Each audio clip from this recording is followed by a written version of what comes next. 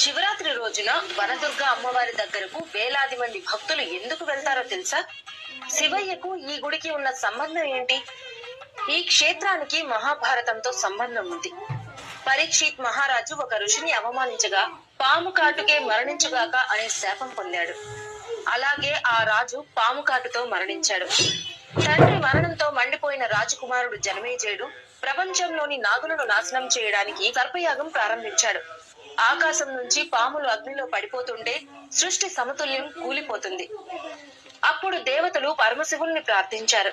అప్పుడు శివుని తలపై ఉన్న గంగాదేవి మంజీరా నదిగా మారి 7 ప్రవాహాలుగా విడిపోయి యజ్ఞాగ్నిని ఆర్పివేసింది.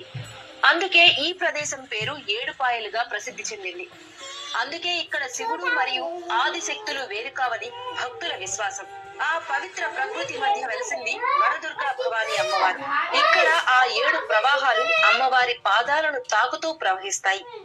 ఈ క్షేత్ర దర్శనం పాప విమోచనం, దైవానుభవం అని భక్తులు నమ్ముతారు. అమ్మవారిని దర్శిస్తే శివుని కృప కూడా లభిస్తుందని, శివశక్తులు ఒక్కటేనని భక్తుల విశ్వాసం.